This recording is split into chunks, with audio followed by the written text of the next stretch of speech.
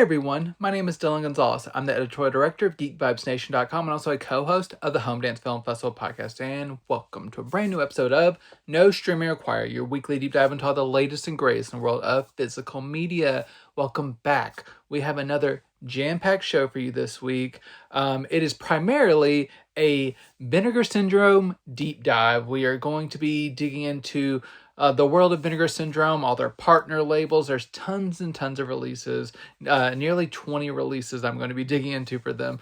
But first, I have some titles from Lionsgate, Disney, Warner Brothers, some really cool things that I know a lot of you are going to be excited about. So I'm going to dig into those first, starting with the re-release from Warner Brothers of a childhood favorite, a favorite of many, Scooby-Doo on Zombie Island. This is the Terror Time Collector's Edition. So this movie was first released on Blu-ray a little over a year ago in, I believe, May of 2024. I've discussed it on this channel, so I won't go too deep into it. But this is one of the best and most beloved Scooby-Doo movies from kind of the later period. This kind of jump-started Scooby-Doo's popularity again in the late 90s going into the 2000s.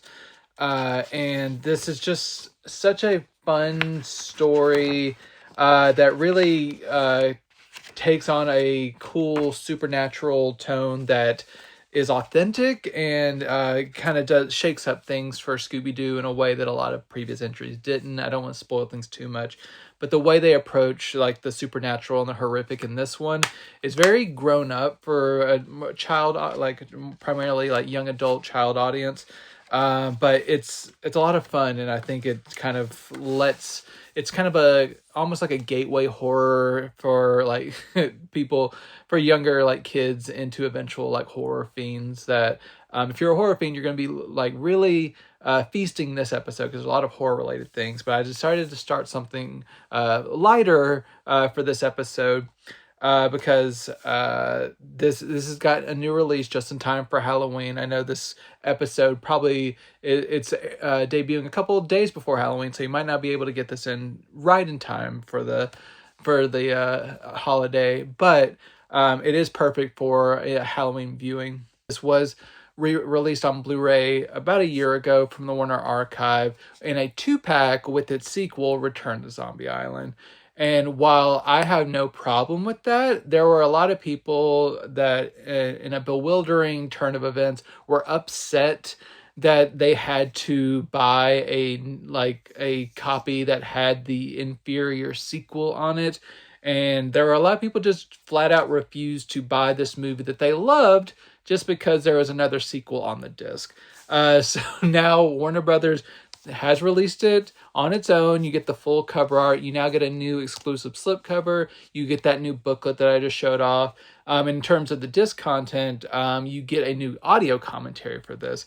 So they have taken, while it's very rare that Warner Archive re-releases their disc, they have taken the time to, I think, give fans like a pretty nice package along with a few on-disc special features just to round things out. But visual quality wise, it seems to just be the exact same HD transfer that was on the original disc. I believe that was on a Blu-ray 50, the original disc. This is on a Blu-ray 25. So in terms of bitrate and encoding and everything, it's not going to be a massive difference. This is a really good looking transfer. There's a few minor, like maybe DNR things here and there, but overall, this is a very beautiful looking transfer. Bright colors, nice line detail, thick line detail, and things have been not tampered with too much in terms of that DNR. But overall, I think it's a very pleasing looking presentation. Like I said, it is a favorite of many, and I think people who have not picked it up yet, this is a nice way to do that. But if you don't care about like packaging or commentary tracks, and you would want an extra movie, you can also get the 2-pack of Zombie Island and Return to Zombie Island from the Warner Archive as well. But if you just want the first film, this new release, it's nicely packaged, has some new special features, it looks good, it sounds great as well. And I think it's a good addition to any collection because it's premium Scooby-Doo content. It's a lot of fun. and I know that I'll be watching it year after year for my spooky season times because it's perfect for this season. So Scooby-Doo on Zombie Island on Blu-ray, it's a very good release. Another holiday watch for me, but not necessarily Halloween, is a upgrade that I was really excited about from Disney and 20th Century Studios. That is Tim Burton's Edward Scissorhands, coming to 4K Ultra HD exclusively through the Steelbook version in the US. And I'll show that package off here. So this is a Tim Burton film that is near and dear to my heart, about a boy, young man who has scissors for hands. He's been kind of modified and tested and stuff. And one day he gets discovered by a kindly Avon lady played by Diane Wiest. And he ends up going and living with her and her family. And this kind of misunderstood guy, he starts to kind of become a hit with the neighborhood after being misunderstood at first, and really becomes like a part of the community. And just the way this movie evolves, and like the message at its core about like misfits and outsiders, and all of our like kind of internal qualities that make us who we are. It really just strikes a chord with me. It's a beautiful story of just acceptance and understanding. And Tim Burton, this is one of his like when he was in his premium period earlier in his career, very whimsical, great production design, makeup effects, practical effects. He has a kind of an ode to classic filmmaking. He has a very late career Vincent Price in this movie. Just such a wonderful confluence of aesthetic and emotional stakes, beautiful score. Everything is just firing on all cylinders for me. I love Winona Ryder. Johnny Depp does a good job, despite my personal misgivings of his later career actions. He is very good in this movie, and the whole cast is really entertaining. And as I mentioned, this is coming in time for Halloween, but I primarily view this as a Christmas movie, so I'm glad to have that to watch again during Christmas times later this year, because it's perfect for that time. But no matter when you want to watch it, it's a real heartwarming, heart-tugging movie that's a beautiful viewing experience that I'm glad to get on 4K. This has been given a new 4K restoration from 20th Century Studios. This has been given Dolby Vision. Compared to the original Blu-ray, or the most recent Blu-ray that was put out, it looks very similar in terms of like its overall quality, just because that original restoration was so good. I think this offers some nice improvements in terms of the contrast. The black levels are very deep. There are no blown highlights. There's a nice refinement in detail. It may not be as mind-blowing of a jump as certain Disney 4Ks that we've gotten, but overall it is still a very beautiful transfer, and just with nice bold colors with the Dolby Vision. Very specific color palette. Sometimes Burton goes for a more desaturated look, but everything is honed in to a very nice artistic vision that I think really thrives on 4K. It has been given a Dolby Atmos soundtrack. That is the only default English soundtrack. So those who have an affection for the 5.1 track, that is not included. Unfortunately, I don't like when Disney doesn't include the original audio track. But in terms of the Atmos application, it does work very well, and it's not like a completely bombastic Atmos experience in terms of like implementing the height channels and everything, but it expands things whenever you need to. There's a nice refinement whenever they are in kind of the kind of mansion laboratory that's very spacious and stuff, and has like kind of like a cacophonous sound experience, and especially the beautiful score when it fills the room. It really sounds great through the Atmos soundtrack. But like I said, it's a more subdued movie, so I wouldn't expect it to go crazy, but it expands things when it makes sense into kind of the additional channels that you would get from the 5.1 upgrade. There are maybe a few minor encoding things that could be refined. It's not a terrible encode by any stretch of the imagination, but maybe not a perfect encode. But overall, I am very pleased with this 4K restoration and 4K disc from Disney and 20th Century Studios. It allows one of my favorite Tim Burton films to look impeccable, and I'm glad that it got this upgrade. There are no new special features. You get 2 commentary tracks carried over and a brief featurette and a trailer. So nothing that's going to kind of take up a ton of your time, but there are a few things here. I wish I would have added a little bit more for this 35th anniversary. But overall, it's a gorgeous movie. I love it a lot, and I'm glad I got the 4K upgrade. If you're a fan, definitely worth picking up and adding to your collection. If you want a slipcover version and not a steelbook, I think you'll have to go overseas for that and import it. But for now, you can get the steelbook version from Disney here in the United States.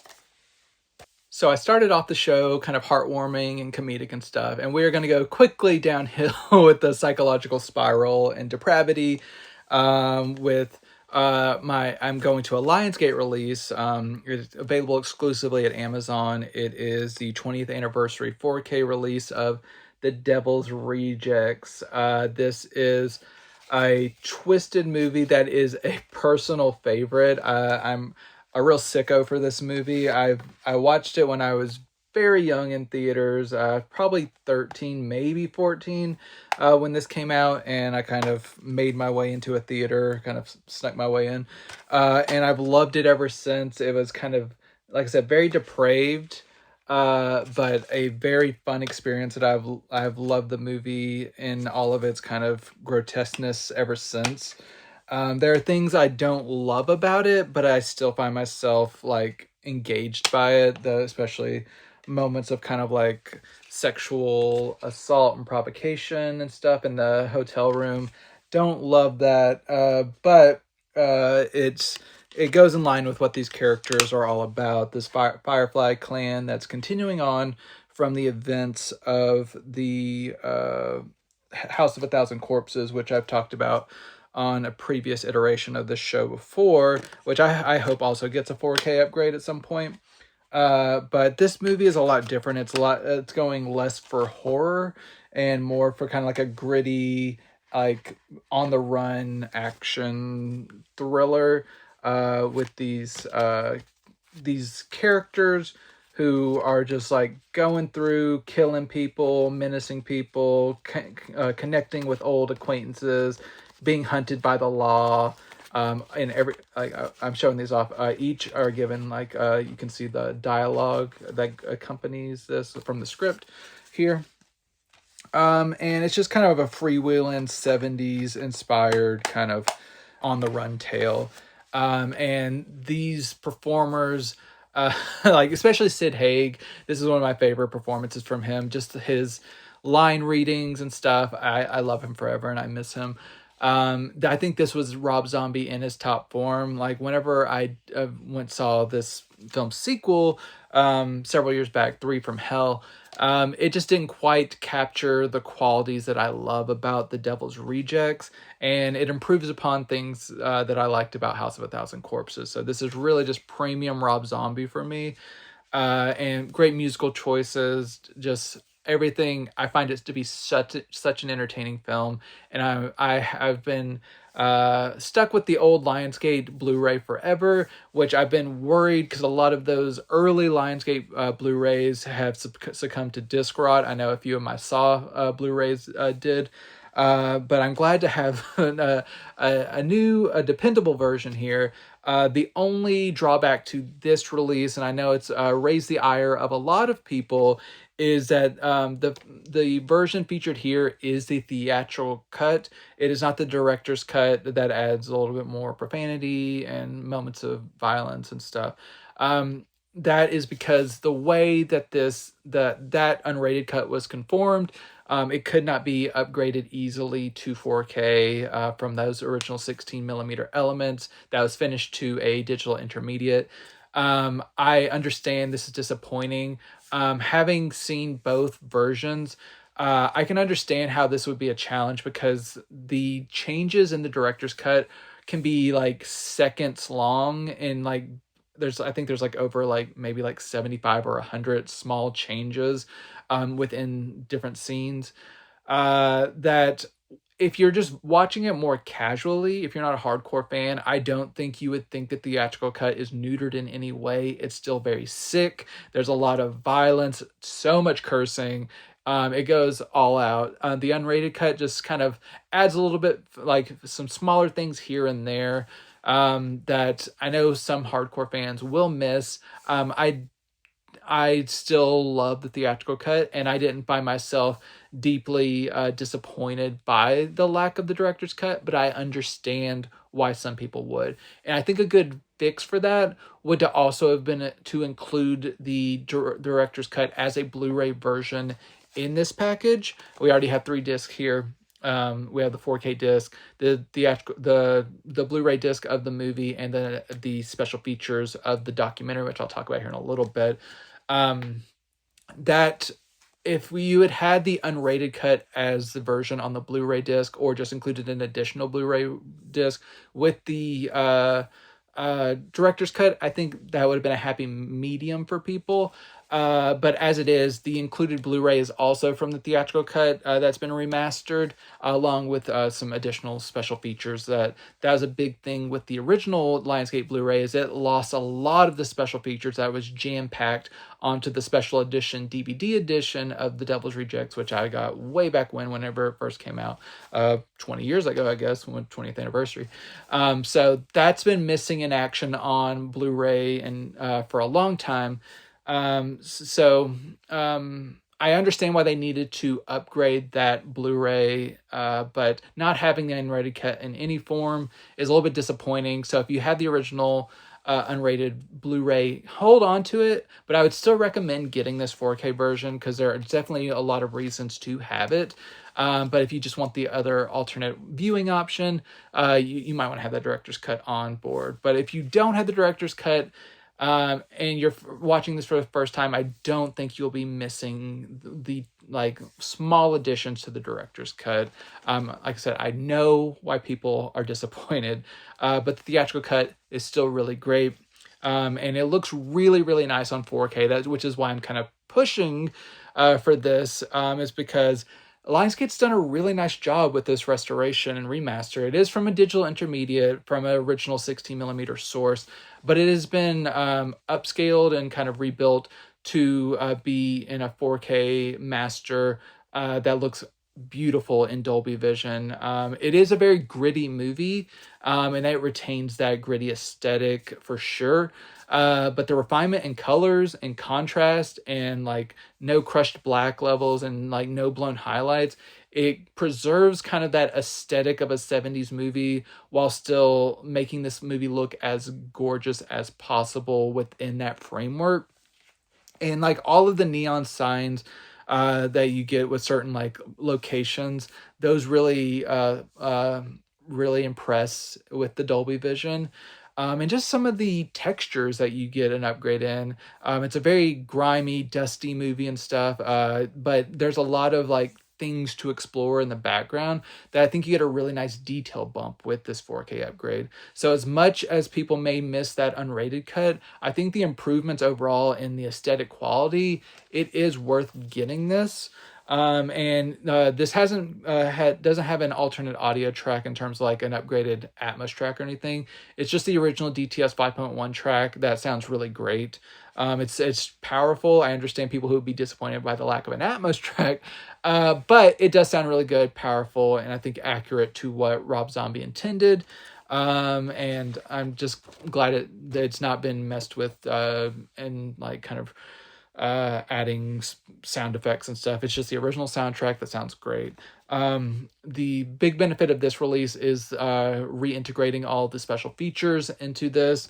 The previous release did carry over some of the commentary tracks, or 2 commentary tracks, but then it left off a lot of stuff. You get bloopers, various featurettes, and like TV spots with like character skits and everything, deleted scenes. But the big thing, and one of the third disc that I showed off, is the nearly 2.5 hour making of documentary, 30 Days in Hell. That is, I remember watching that back when I first bought the DVD. My mind was blown how long it was and how in depth it was. And watching it again, I was still so blown away by the care put into this documentary. And we just don't get like major documentaries like that from studios on their releases these days. And I think it's such a valuable addition to this release that I think it's worth the price of admission.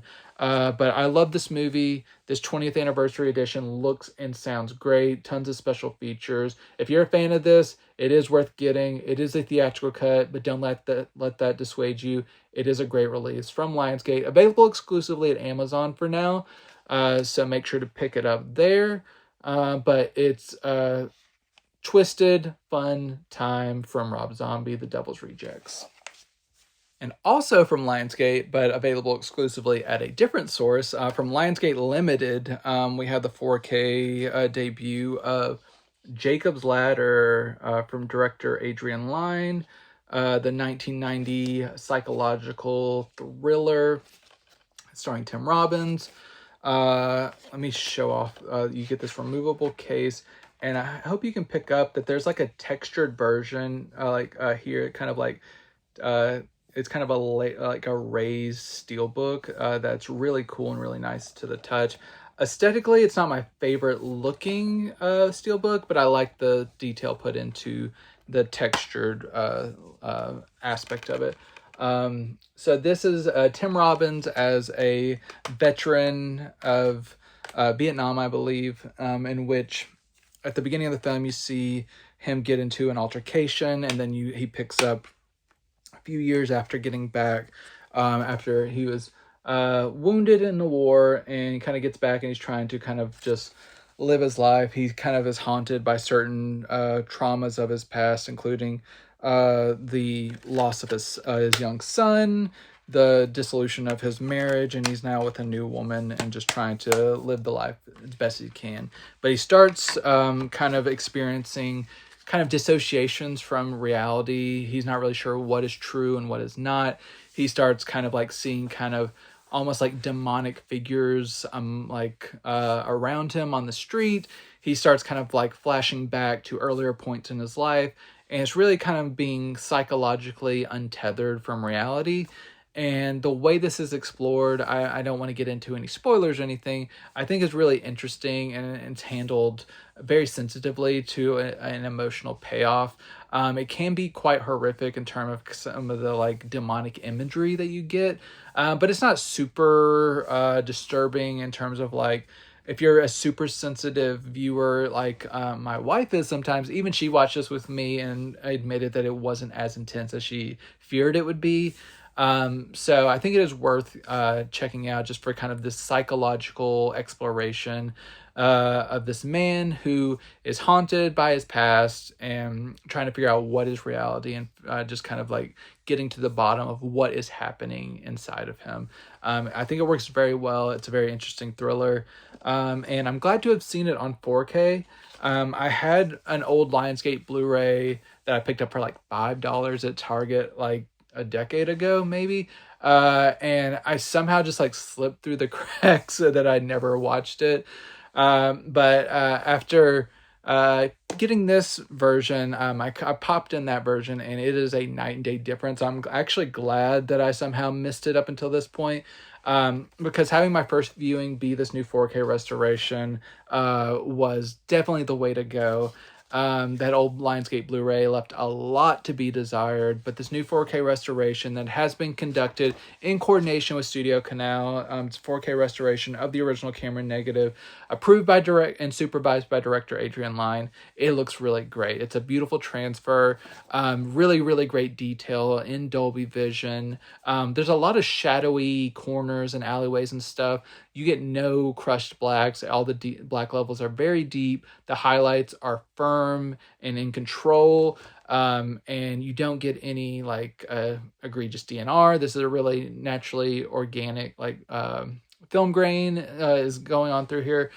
And just a lot of great detail that has been unlocked through this restoration that whenever I compared it to that old Blu-ray, no contest blew it away. And the Blu-ray that's included in this package is derived from this new 4K restoration. So even if you're only have Blu-ray and you just want a new upgraded Blu-ray, you can have this and or buy this and future-proof yourself. If you ever get a 4K player, you will have the 4K disc here as well, along with all like these special features that have been added.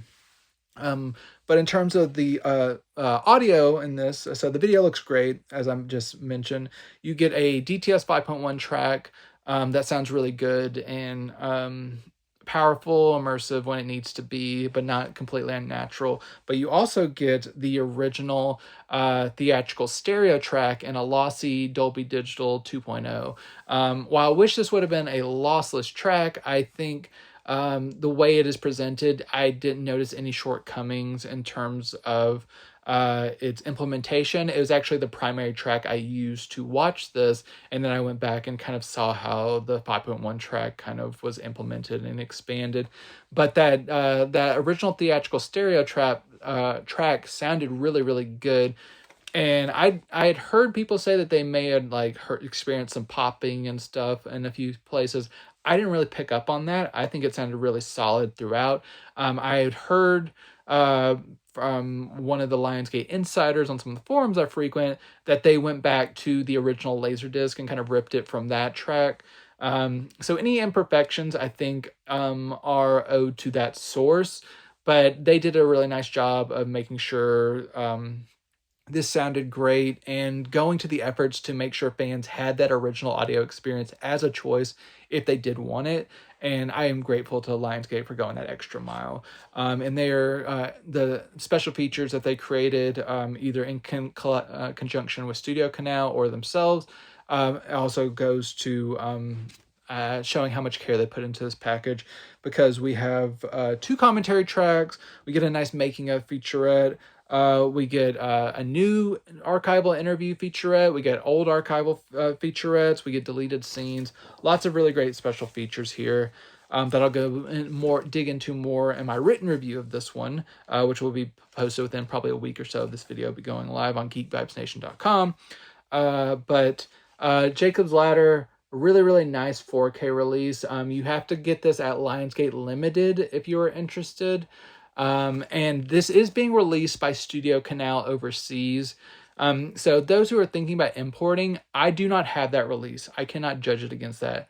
But what I can say is, based on early reports from people who do have that Studio Canal release, it seems like the encode is definitely not as strong as this Lionsgate Limited version. So if you're making a choice, I would probably go with the Lionsgate Limited version. You get some additional special features. You get the original stereo track and probably a better encode. So go to Lionsgate Limited if you want Jacob's Ladder. It's a really interesting, engaging movie. Glad to finally have watched it, and I think you'll be pleased if you decide to pick it up. It's a really solid release.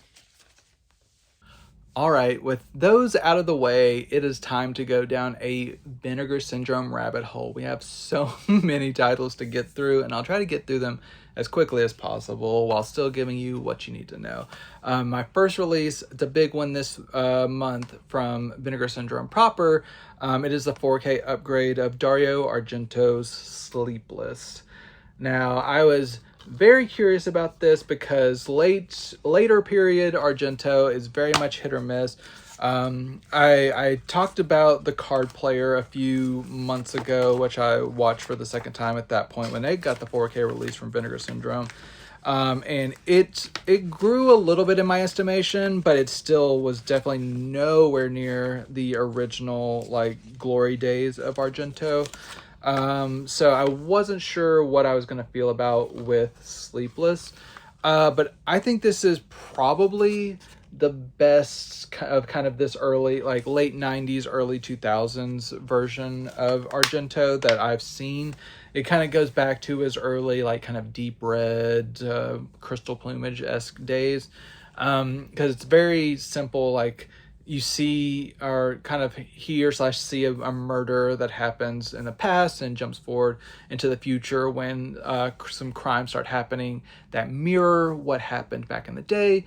And of course, the people who are investigating it, some of them are kind of connected to the original victims, and there are cops trying to pick up old cold cases and stuff. And it's just a typical like upgraded or updated giallo format, with some good performers. Most notably is Max von Sydow as our lead, and I really enjoyed seeing him in this role.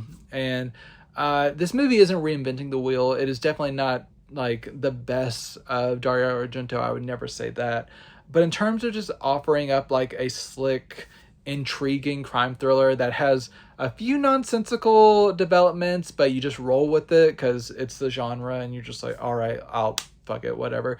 It is a pretty interesting watch. And there's some really cool set pieces here. I think it shows kind of that Argento had not lost like his magic in terms of executing certain kills and thrills.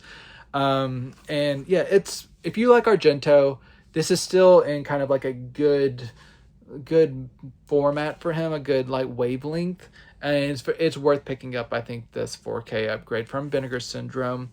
This has been restored from the original camera negative in 4K.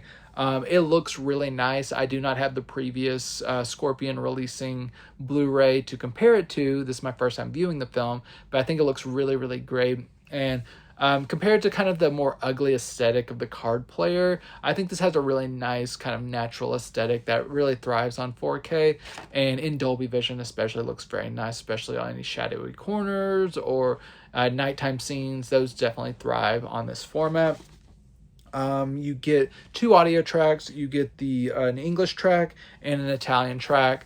I went back and forth. I tend to like Argento movies probably feel best in the Italian, but I wanted to hear Max von Sydow in his original voice, so I mostly stuck with the English whenever I was going through this. And I think both tracks sound really nice and good.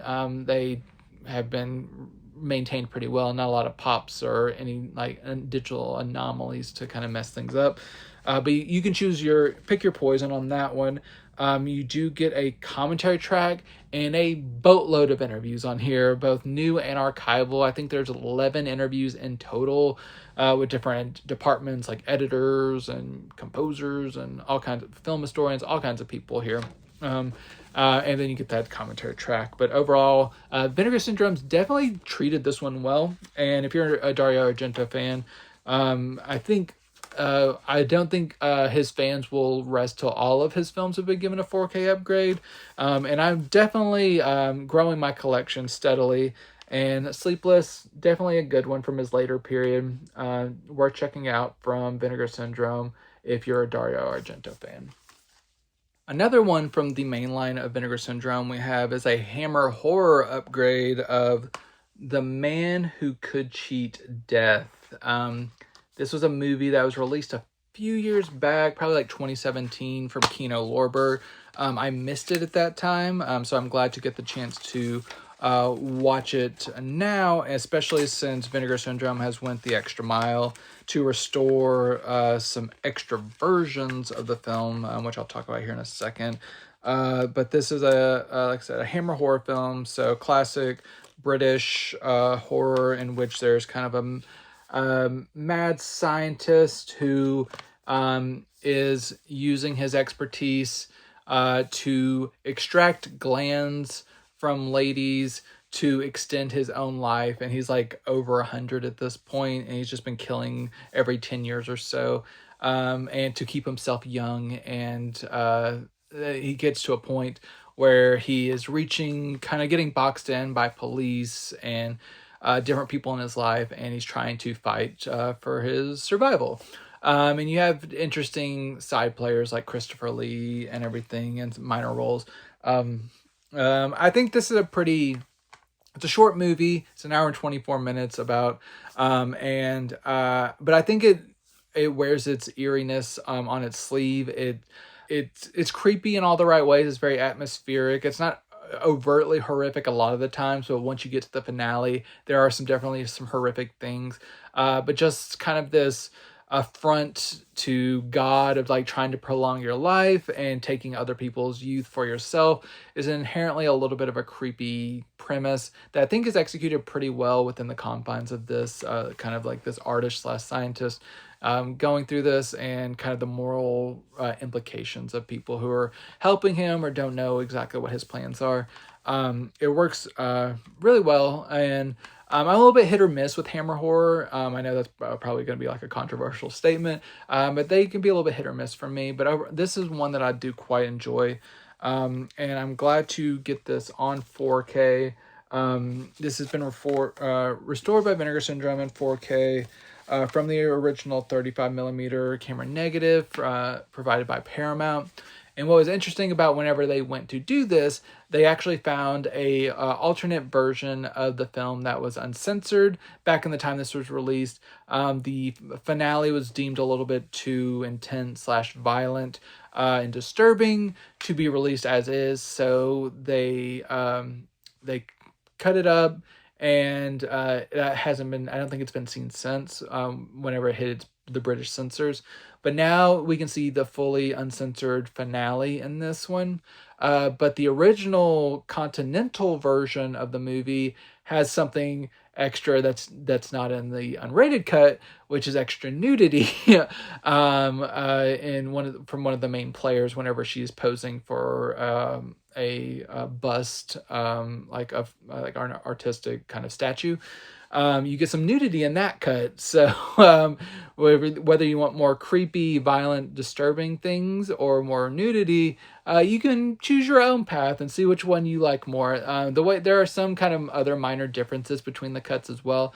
But the movie is short enough that if you want to watch it multiple times, it's not going to take up like an insane amount of time. It is worth kind of comparing the two. I think they both work well as they are. But I'm glad that Vinegar Syndrome took the care to provide both versions. I think that's really great, and they are both entertaining. You get the film in Dolby Vision with the original mono track. Dolby Vision looks great. This looks really very crisp and clear and free of debris. Everything, lots of great textures, especially in some of the makeup effects in the latter half of the movie. They work very well. And just nice color palette, everything, nothing that looks like hyper saturated, but everything looks dialed into a nice hue. And the mono sounds really nice and powerful as well. It doesn't seem to succumb to any fragility in kind of the peaks of the score or anything like that. Everything sounds really good. In terms of the special features, you do get a commentary track, you get some interviews, you get the alternate ending that you can watch as its own thing on the Blu-ray disc. And yeah, there's quite a few interviews here that I enjoy. But The Man Who Could Cheat Death, good 4K upgrade if you're a Hammer fan. Just the multiple cuts alone, being able to watch those on either Blu-ray or 4K is a win. So Vinegar Syndrome fans, pick this one up if you like Hammer horror films. Now is when we start getting into some their sub-labels. The first which I'm going to talk about is one of my absolute favorite entities over at Vinegar Syndrome. That is Cinematograph, and their release of King of the Gypsies, starring Eric Roberts. This is a 4K release of a film that previously had a bare bones Blu-ray release, which I'll talk about here in a second. But this is I believe it's Eric Roberts' screen debut. And you got Susan Sarandon here. You got Judd Hirsch in this. You got a lot of good people. But it follows kind of like a gypsy clan, and kind of like shows their early goings on, and kind of you get a sense of their kind of hierarchy of power, and how it kind of is you see Eric Roberts' character as a young boy who kind of escapes this gypsy lifestyle because he just doesn't like what he is a part of and like what he is subjected to as a young kid during this. But the king of the gypsies, whenever he is on his deathbed, he basically deems Eric Roberts, who's been outside of this clan for years, the king of the Gypsies, and it kind of creates a kind of a rift within the community, especially with his father, the Judd Hirsch character, who expected to get that honor, but he's kind of a dirtbag, and he's up to a lot of stuff that Eric Roberts is not especially fond of, especially when it pertains to his young sister, played by Brooke Shields. And this is a really intriguing drama. There's a lot going on here, but it has a really strong sense of place. It kind of enmeshes you into this community. You get a sense of like all the different factions and everything. But it tells a very personal story at the core of it, and oftentimes it's very tragic.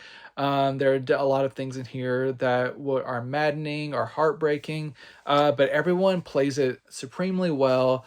And it's a very engaging watch, and I really enjoyed getting to watch this on 4K because I previously only had this on Blu-ray from Olive Films. And as has become a theme whenever I talk about old Blu-rays, I had actually not gotten around to watching this. This isn't as old as some of my Blu-rays I hadn't watched. I'd gotten it from more of like a recent-ish Olive Films sale from a few years back, and it's just one of those I just hadn't got around to. But putting this Blu-ray on now, because I needed to check a few things, it is a night and day difference with this 4K restoration from the original camera negative from Cinematograph. This restoration, it's stunning, and this old Blu-ray from Olive, it just isn't cutting it. The Dolby Vision looks really great. The it's not a super colorful film, but all the contrast and everything is like dialed into the perfect setting. Deep black levels, no blown highlights. Everything is really textured with the organic film grain. And lots of great details in the backgrounds, especially with a lot of the apartments and the banks and everything. There's a lot of great detail to discover. You get the original theatrical 2.0 soundtrack. And one of the reasons I decided to pull out this Blu-ray, in addition to just seeing what kind of a visual upgrade it is because there was a specific moment that I noticed about 50 minutes into watching the Cinematograph release where there were some vocals that from Eric Roberts that just seemed like it kind of dropped out. You could kind of hear like a bit of it, but it kind of seemed like I was like, oh, is this a botched audio job? And then I went over to the Blu-ray from Olive, and it's the exact same way. So I have to assume that this is inherent to the source, and maybe just whenever it was recorded on the day, they just did not capture his vocals perfectly. So this is what we're stuck with. It's not like egregious, but it just stood out as like, oh, you can't really hear Eric Roberts in this moment for like 10 or 15 seconds in like this kind of altercation scene. But that it is good to know that this isn't a mess up on Cinematograph's part. It's just kind of baked into the source. So there are no special features on this disc. But luckily we get a slew of special features with the Cinematograph upgrade. And in addition to kind of like the essays and stuff I just showed off in the booklet, you do get a commentary track. You get an interview with Eric Roberts, which was cool. You get a video essay. You get archival interviews. Some really good stuff here and from Cinematograph. In addition to the visual upgrade, audio sounds great special features. Overall, terrific release. Another one I had not gotten around to watching my Blu-ray, but now that I watched the 4K, so glad I did. It's such a fun movie. Fun might be the wrong word. Such an engaging movie. That very dramatic, but very entertaining. King of the Gypsies. If you haven't checked it out yet, definitely worth checking out. If you like kind of like gritty 70s films, you'll have a blast with this one. And now, getting away from the sub-labels, going over to the partner labels of Vinegar Syndrome for the rest of the episode. We're starting off with one that is a new partner label that we have from the horror section. It is the 4K debut of Jimmy and Stiggs from director Joe Begos, who I know is a bit of an acquired taste for some. He did, I believe, Christmas Carnage. But he's kind of known for being someone who has a lot of cursing and a lot of violence, and kind of like cartoonishly so. And that is really taken to the extremes with Jimmy and Stiggs. Very kind of like DIY filmmaking. I believe this was made during kind of like pandemic era in which Begos was kind of like holed up in his apartment, and he and like a friend just got together, crafted a very run and gun story about a man who is in his apartments trying to fight off aliens for about less than 80 minutes. So you got really kind of like rudimentarily crafted aliens, kind of like doing a siege on this apartment, and just like this kind of erratic character who whose friend does not believe him at first, is kind of fighting off aliens, and they're getting kind of all kinds of neon blood and goop and stuff all over the apartment. It's a wild time. It's definitely a movie that kind of feels very repetitive, and kind of like it hits, like I said, hits the same note a lot. So you're just like aliens being kind of like blown away by guns or like stabbed or whatever. So just violence against like alien puppets, and lots of cursing, and kind of like juvenile humor. But if that sounds like a fun time to you, you like just like carnage and goopy, ridiculous alien violence, Jimmy and Stiggs, it's worth a watch. It's definitely an assault to the senses, but you it's not one you're gonna forget. It, even though if it does get a little bit boring at points, just because it's so you can just get desensitized with so much violence to a point. But it is kind of on the shorter side, so that is a blessing that it wasn't even longer. But just prepare yourself, steel yourself for whenever you embark on this violent odyssey from Joe Begos. This is a 4K release in Dolby Vision. It looks really nice, especially with all that neon you got going on. It makes a mighty impression in Dolby Vision. It looks really nice, and there's a lot of dark scenes in here, and that holds up really well with a lack of banding to be seen. Love that. Audio powerful with its 5.1 roots. You get 3 commentary tracks. You get a 2.5 hour documentary. You get featurettes. This movie is packed with special features. Looks great. This is a very impressive debut from the horror section from the partner labels.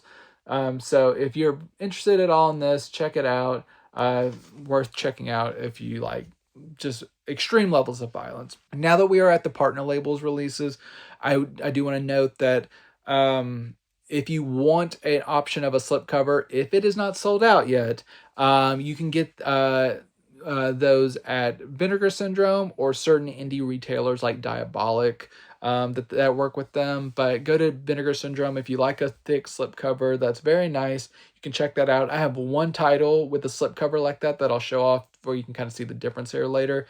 But for most of what I'll be showing off, these are just the standard versions.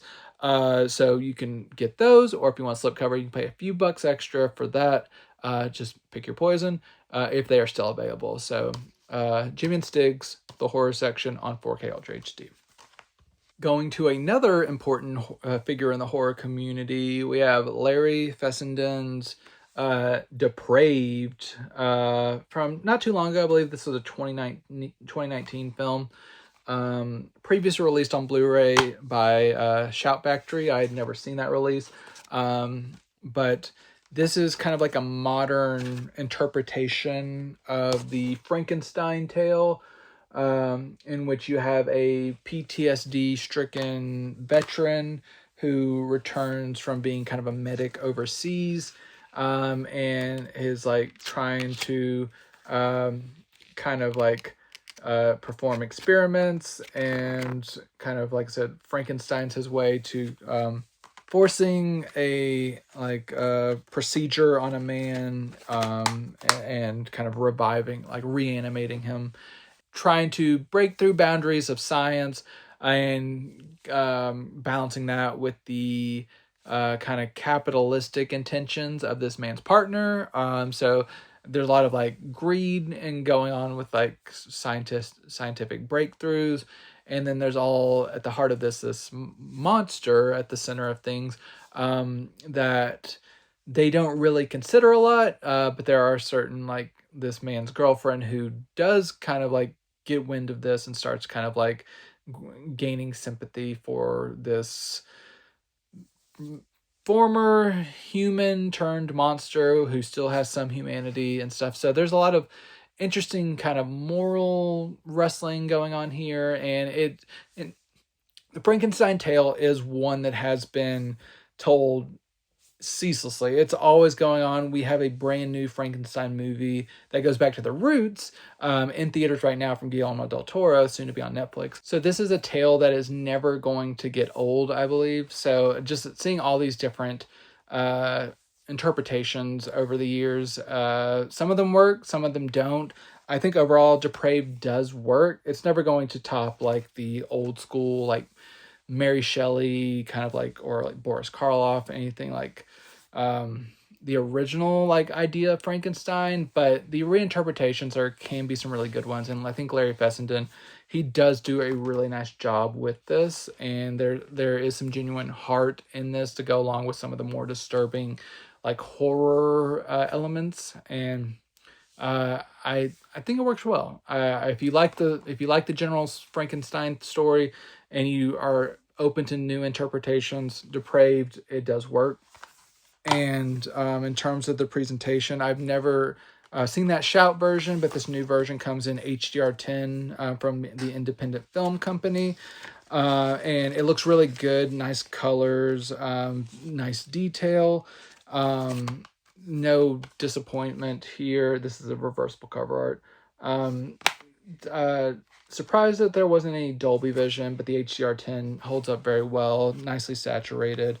Not the most colorful movie, but for what it needs to do, especially with a lot of like shadowy sequences, it kind of hones things into the right aesthetic, and it looks really good. And you get some extra special features. You get 2 commentary tracks, you get a 76-minute documentary, you get some interviews. Overall, good stuff from the Independent Film Company and Larry Fessenden. Depraved, worth checking out on 4K Ultra HD. I think it looks quite nice, and there's some good special features. Also from the Independent Film Company, we have, which it's getting, I had to get used to saying the Independent Film Company because it used to just be called IFC Films, but now they've decided that they need a rebranding, the Independent Film Company, but that's a side tangent. But from the Independent Film Company, we have from Peter Strickland, the Berberian Sound Studio. This is one that I had heard about quite a bit over the years, especially at the time around Flux Gourmet was released, which is a movie I enjoyed. And so I didn't know quite what I was going to get into, but I knew that it was kind of probably going to be interesting. And I like Toby Jones, the star of this one. I like him, and I think he did a really nice job on this. About a man, like a sound designer, who mainly like usually works in kind of like more classier fare. He is hired by a studio overseas to come work on a movie that ends up being a horror movie. So kind of like dealing with a lot of like more like squishy, intense sounds than he's used to creating.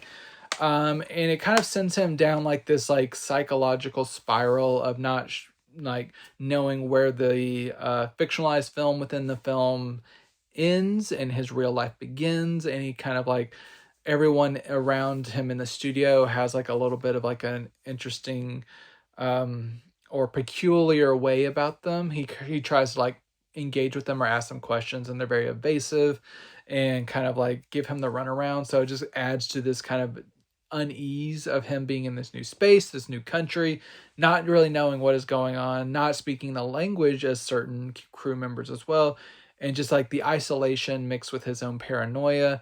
It kind of all bubbles up into this really interesting psychological spiral that is accented by some impeccable sound work that I found very effective. Peter Strickland loves good sound work, and is a real treat here. It's not. It is horrific in times, but I wouldn't go looking for this film to be like a strict horror film. It is more about the psychological ramifications of kind of losing your grasp on reality. That which can be very horrific, but if the scares are in short supply, it's more about the existential dread a lot of the times. And that way, I think this movie really succeeds. This Blu-ray presentation looks really good. It's a Blu-ray debut in US, and it looks really great. It's long been coming. You get I believe a 5.1 track. Yeah, that sounds really good. It's especially with the sound being so important. You want it to sound great, and it does. You get 2 commentary tracks. You get a making of featurette. You get interviews. You get deleted scenes. You get a short film and more. Overall, independent film company has done a really nice job with Berberian Sound Studio.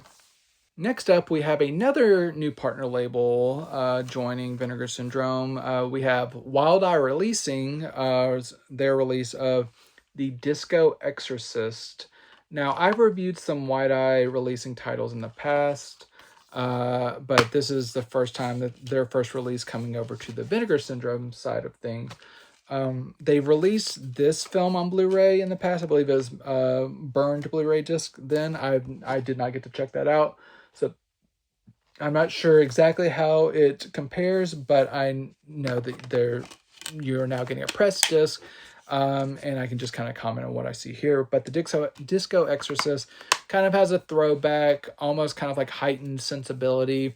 Like it deals a lot in the pornography industry, so there's kind of that heightened aesthetic to things, where you're dealing with a man who goes to sleeps with a lot of women, goes to clubs all the times, and like hooks up with people. And one night he hooks up with a woman who kind of has a more mystical side to her, like a witchy side to her, and he is going to rue the day that he kind of treated her like everyone else.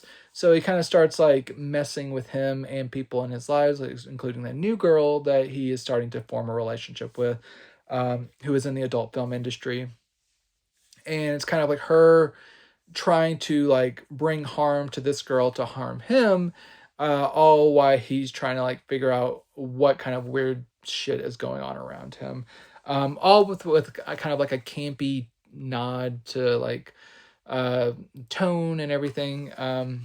Not my favorite movie. I didn't hate it, but it definitely has. I have to be in the right mood for this kind of like heightened, intentionally kind of bad movie. And I wasn't quite in that mood. Like I said, I didn't hate it, but it just was kind of like a middling to not impressive movie to me. But I think there's some good elements in here. Some of the craft stuff that they did on this micro budget feature is really impressive.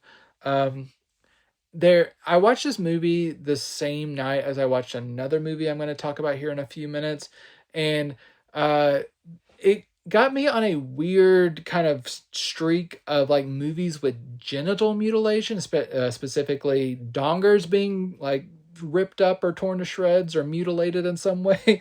So if you want some penises being really screwed up, you can watch the Disco Exorcist. I'll name some others that were going to be in that category as well.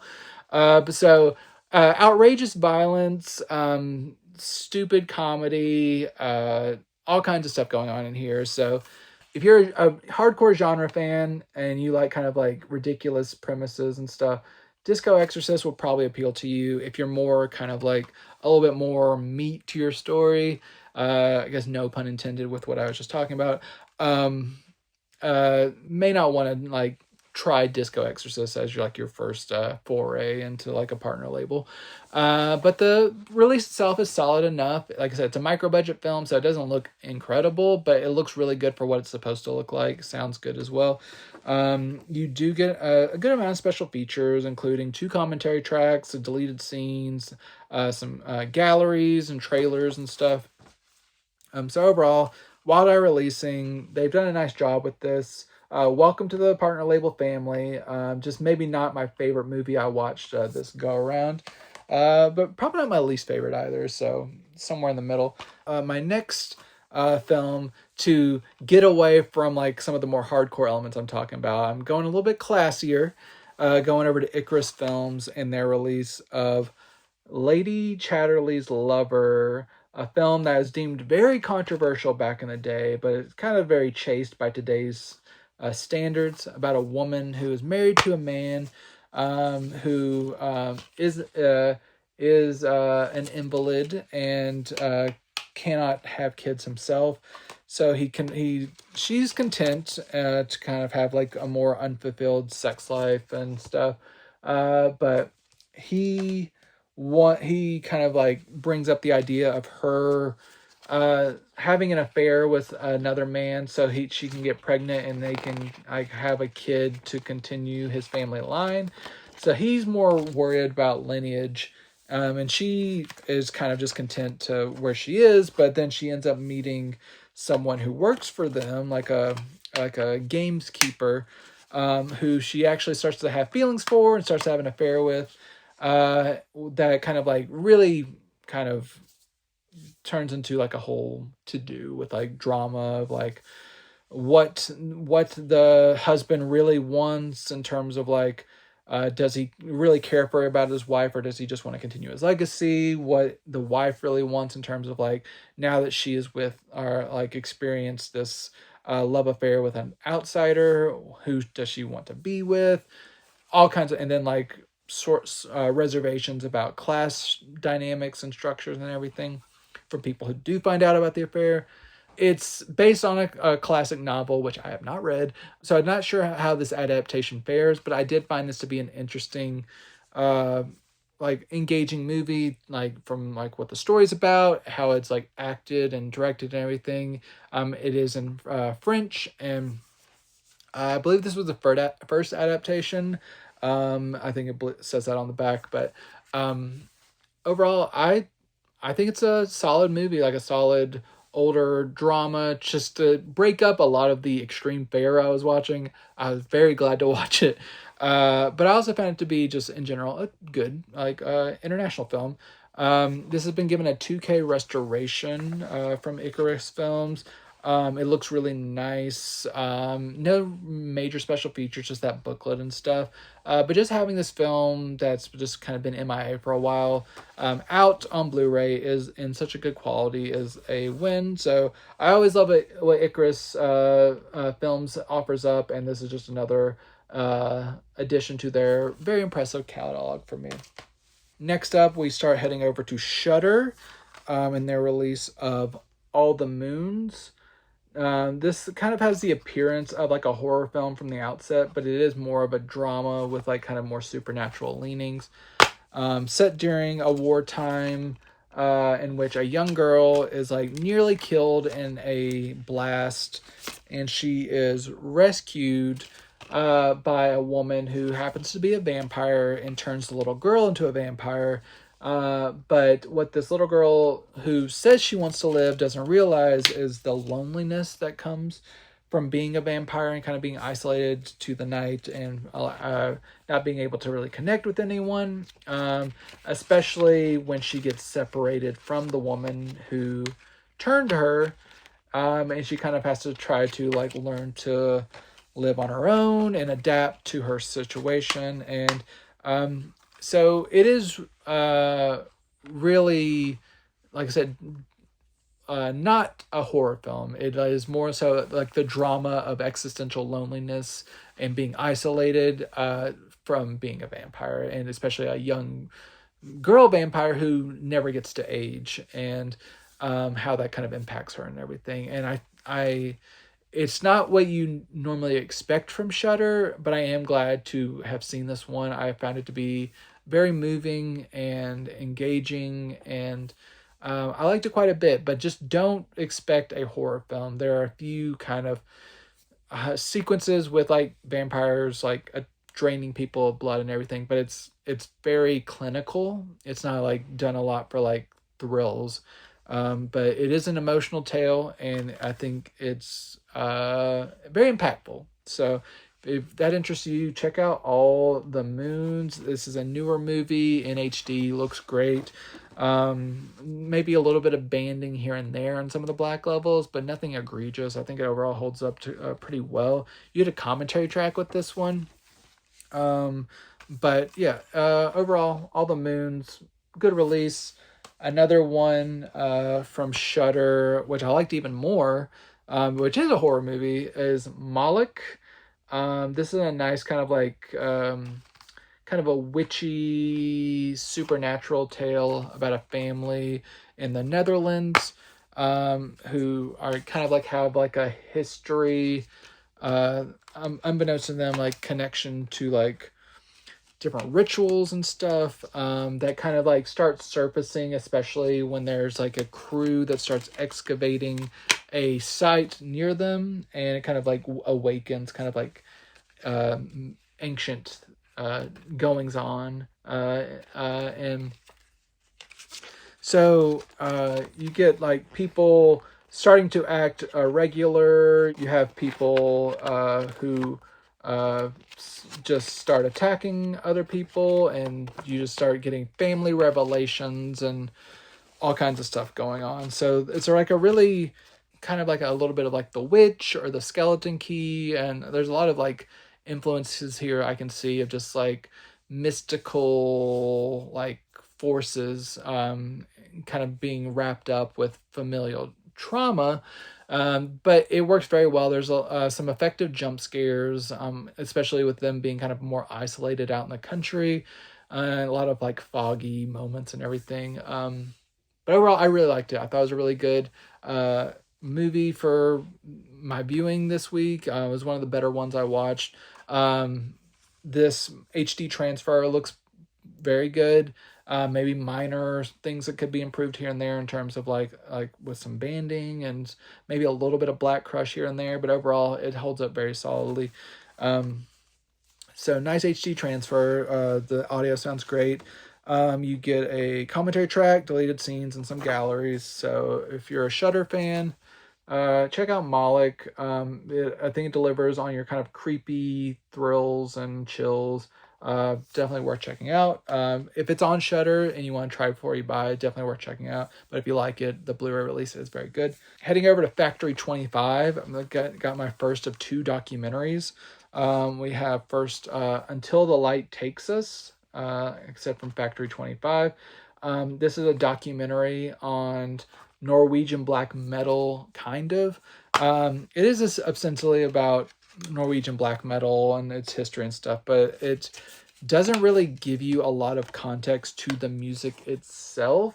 And people who are new to this genre of music will probably be a little bit disappointed to not get a little bit more context to like some of the bands that are being discussed, or like some of the impact of this music on the world at large, or even the culture in Norway as much. But what it more so does is you get a little bit of an insight into some of the early days of the movement, how it was kind of spun out of control, twisted and co-opted by different people.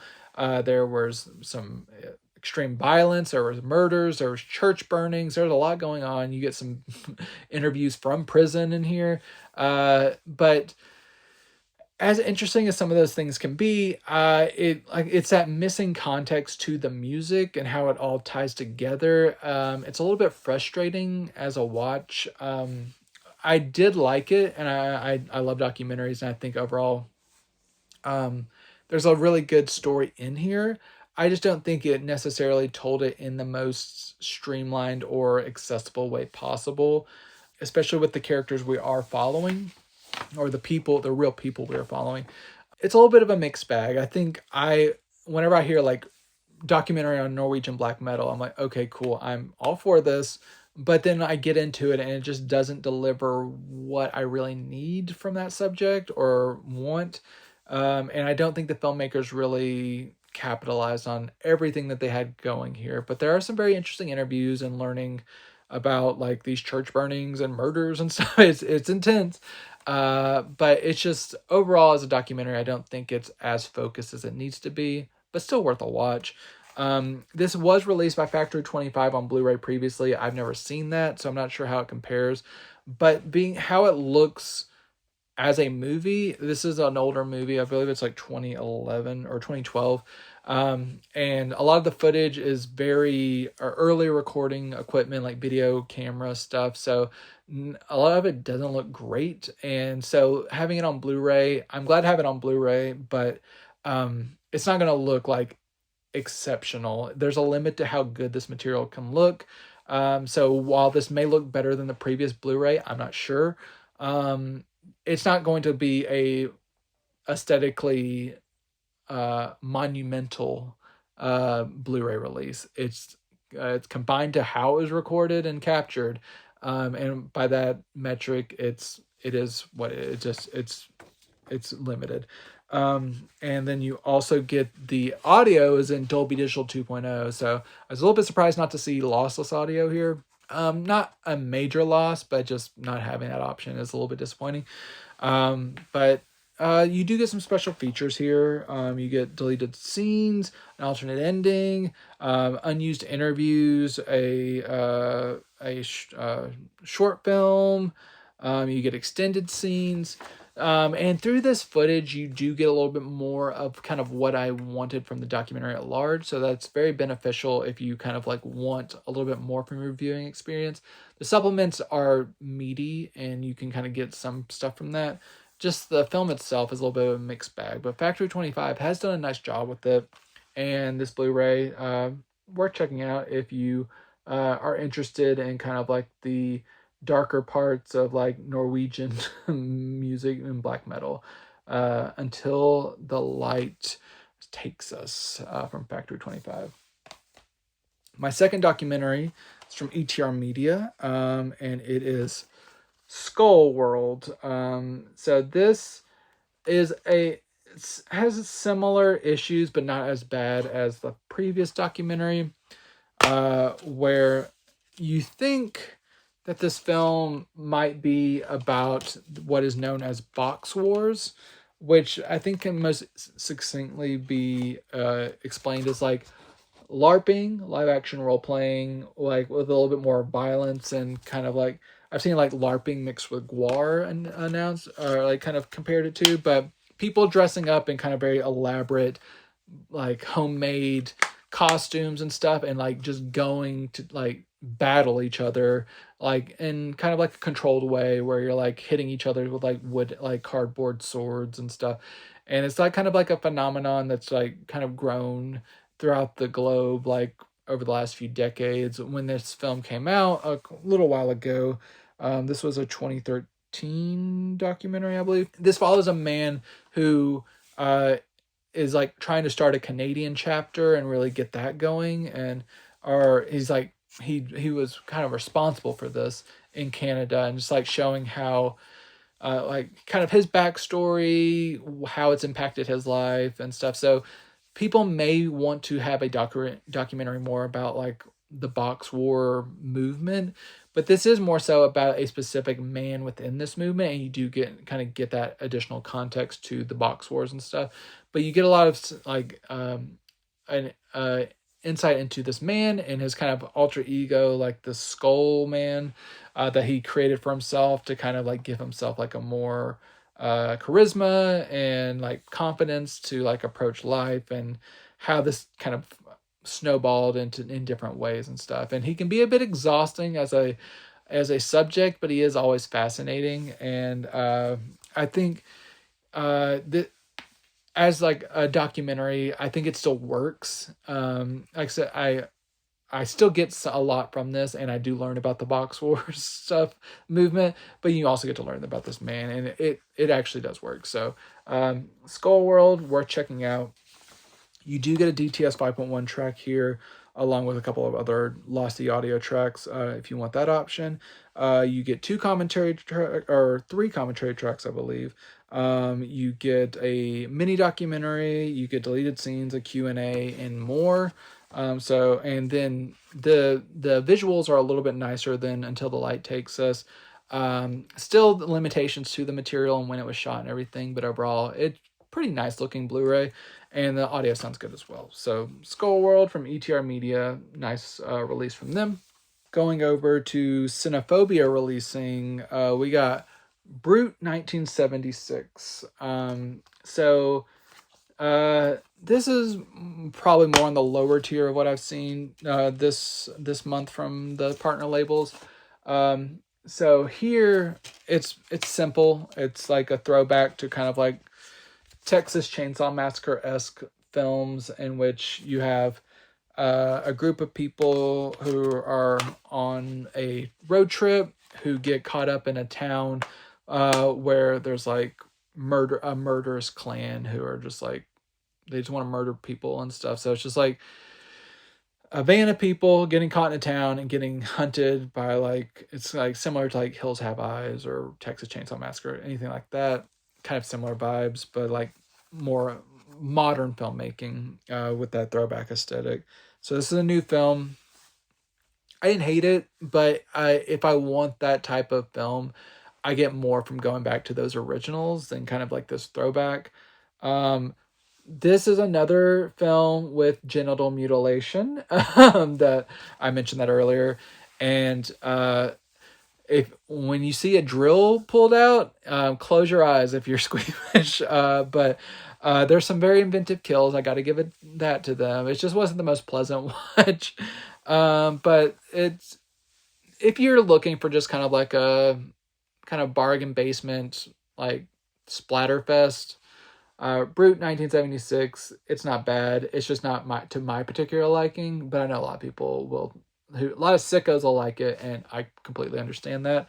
HD transfer looks nice. Has kind of tries to attempt a little bit of a gritty aesthetic, but still mostly a clean affair.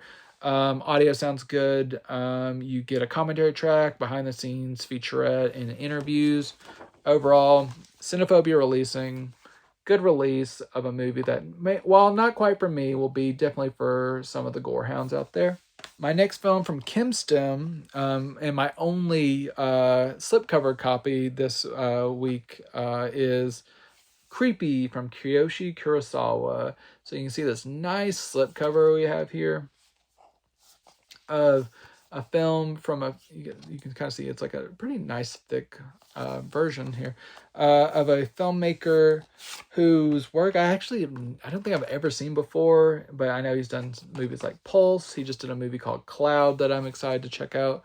And I've heard that this is kind of more on the lower tier of his work, but I thought it was pretty solid. It's within kind of like the serial killer genre, about a man who used to be a detective who kind of like experienced something traumatic like the year prior. Now he's gone into academia teaching about like kind of like criminal profiling and stuff like that.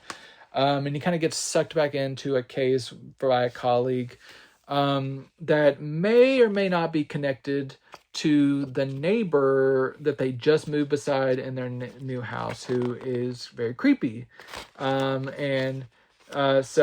it's a matter of like trying to see if this guy is actually like this murderer that they've been looking for, or if he's just socially awkward and they're misjudging him. So kind of like almost like Burbs-esque, but serious, or like kind of Rear Window type stuff. And it takes some interesting twists and turns, but it does play things fairly straightforward. That I was very frustrated by certain developments, but I mean, I rolled with them. They were fine, but just how certain people like were kind of controlled and everything in certain situations, I was very frustrated. But overall, it left with a really strong ending that I appreciated. So overall, I did like it, and I'm looking forward to more Kurosawa stuff. Creepy. The HD transfer looks nice. It's not a super old film, but it's not the most vibrant, but with the aesthetic that they're going for, more of like kind of like a washed out look. It suits the mood. And a little bit of banding here and there. Nothing egregious, but worth noting. You do get a commentary track and a visual essay. So if you're a fan of this filmmaker or like serial killer dramas, creepy, worth checking out. Now going over to Film Movement and their release of Row. This was, I believe, the Malaysian entry to the 2021 International Film category of the Oscars. Which I'm not surprised it didn't get nominated, just because the Oscars are not great with horror films. This one's about a family who kind of lives out in kind of a rural kind of village, like off on their own in like a little like hut.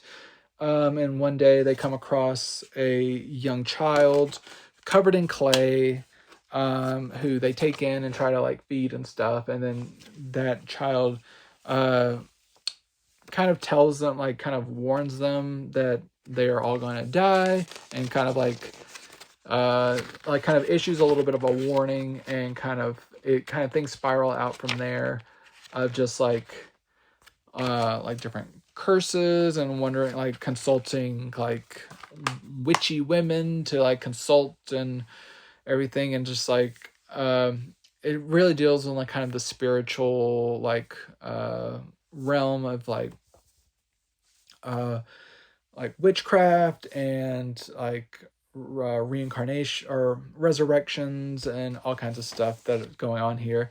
It gets very violent, very upsetting in a lot of ways, but very effective. It always kept my attention, but it definitely earns its fair share of like chilling moments, and very very good movie if you're like kind of like folk horror. Definitely worth checking out Row from Film Movement. Newer movie, HD transfer looks good. Maybe a little bit of Black Crush, but not anything super serious. Just minor things here and there, but overall, really solid transfer. You get a making of featurette. That's pretty much all, but good movie if you like folk horror. Row is worth checking out. A movie that probably I thought was going to be horror, but not really. It was Carmilla, based on the ancient novella that kind of deals in the realm of vampirism, which is kind of hinted at here, but I think a lot of people were disappointed that the film doesn't go more into kind of vampire territory. It mostly sticks with like the tale of a young like teenage girl who another girl is kind of welcomed into their home after a carriage wreck, and it feelings start bubbling. There's like coming of age stuff going on that's like tied into sexuality and like attraction and everything, and how this new girl's presence in the teenage girl's life kind of like manifests different feelings in her, and really kind of sets her off on a different path that is not okay with her governess and her dad and everything, who is played by Tobias Menzies, who I did not know was in this when I started it, but that was a fun surprise. I like this film overall. It's decent, but it's just very slow, and the lack of like kind of genre elements took a little bit to get used to. There's some nightmares and stuff that lean into that a little bit, but it's really the horrors of like reality that kind of stick with you a little bit more. And it's just oppression and not being able to be who you want to be and like live how you want to live. But it can be a little bit of a like slow burn, and I know that's not for a lot of people. But overall, decent watch, and I'll probably watch it again to see now with the expectations in check of what it actually is. I'll probably like it a little bit better. New HD transfer, like newer movie, looks good. No major problems with it. Behind the scenes featurette and a short film with this.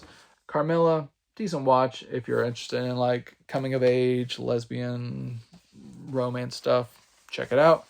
From Brainstorm Media, we have Some Like It Rare, about a husband and wife who own a butcher shop, who were attacked one day by vegans, and then they accidentally kill one of the vegans one night, that they like kind of run into, and to dispose of the body, since they are butchers, they turn him into meat, and they end up selling that meat, and they call it Iranian pork, and it becomes a smash hit. So you kind of get like a Sweeney Todd-esque tale of like this butcher shop that had kind of been on the ropes suddenly gets a resurgence once everyone loves ingesting this meat that they do not know is from people, and it's like the most delicious meat they've ever tasted, and they have to start hunting down vegans to kind of get this meat and stuff. And it's a really dark comedy, but I was amused by it. It did make me like feel bad in some spots, but it's so darkly amusing that you just go on for the ride. And it's interesting to see how these characters react to their situation, and like how it keeps getting heightened. And I think overall it ends on a good note. Well constructed movie. It doesn't overstay its welcome. It's like less than an hour and a half. So overall, if you like a good dark comedy, like cannibalism dark comedy, Some Like It Rare is fun. HD transfer looks good. It's a recent movie in the last couple of years. You just get a behind the scenes featurette, and the booklet and stuff. Sounds good as well. Overall, good movie. Enjoyed it. Some Like It Rare. And finally, from Cartoona, we have AJ Goes to the Dog Park. This was an interesting movie. I love Cartoona and their releases. They put out Hundreds of Beavers about a year ago, and fans of that film should keep this one in mind. It is not as like inventive as that one, but it definitely has kind of like a live action cartoon sensibility. And the creators of this have worked on some cartoons, including like stuff like Regular Show.